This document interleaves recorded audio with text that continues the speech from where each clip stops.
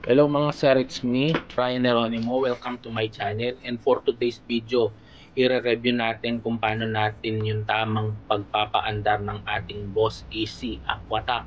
Dahil maraming nagtatanong mga sir dahil hindi daw natigil yung machine sa pag-andar kahit hindi na-trigger yung gun nila. So yung gagawin natin ganito lang mga sir. So bago natin ilagay yung ating hose, lalagyan muna natin ng oil para hindi siya mahirapan sa pagpasok. So kung nahihirapan kayo mga sir na ipasok yung ating hose sa machine, lagyan mo lang ng oil yan para hindi siya magaspang. At susunod, ilagay natin sa gun yung kabilang dulo. Lagyan din natin ng oil para hindi mahirap.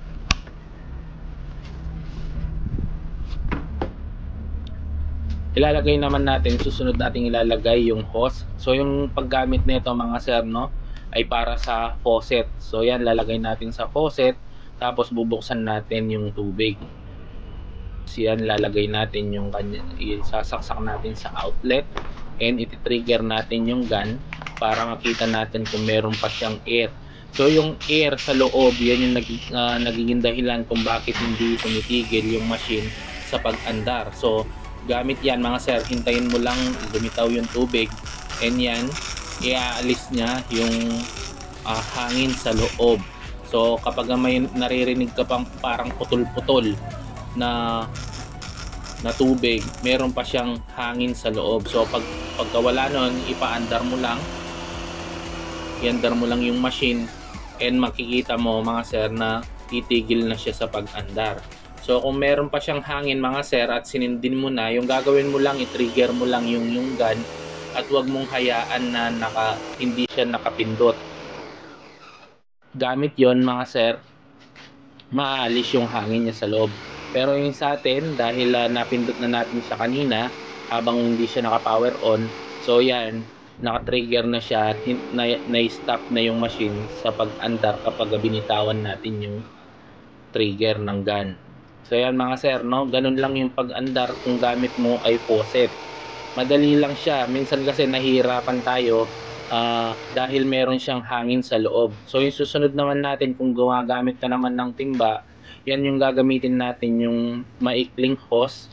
Then isasalpak lang natin siya sa ating timba na may tubig, at yung dulo isasaksak natin sa machine.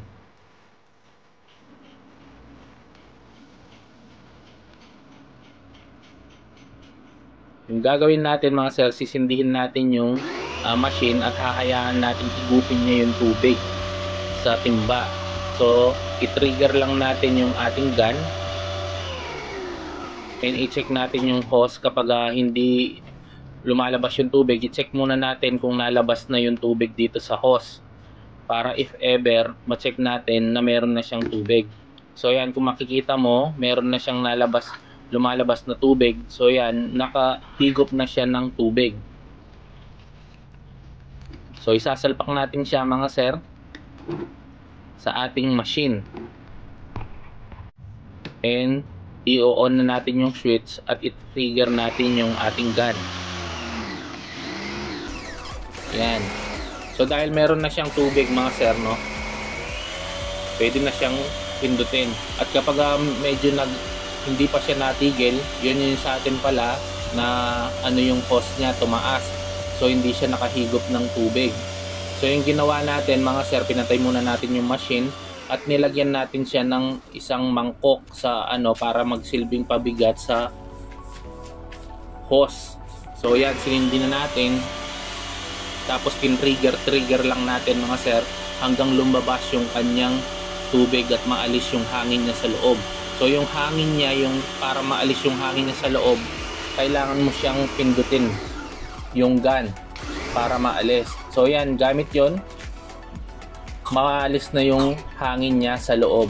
So yung nangyayari kasi mga sir, kung bakit ayaw niyang tumigil, yung ginagawa natin, meron pa siyang hangin sa loob, then sinisindi natin, tapos hindi natin pinipindot, hinahayaan lang natin. So yung gawin natin kapag hindi na stop, lalo natin pindutin yung ating gun. para maalis yung hangin niya sa loob. So yan yung ating gun na merong adjustment na gun. Yun yung ginawa nating gun na in-adjust natin para lumakas. So yan yung ating gun. So kung sir, kung yung gusto nyo yung i-upgrade nyo yung gun nyo, pwede nyo panoorin yung ating video para lumakas yung gun. So yun lang mga sir, sana natulungan ko kayo, and hanggang sa muli, wag lang kalimutan mag-subscribe, i-click yung like and notification bell para lagi tayong updated sa bago nating videos. Thank you mga sir. See you.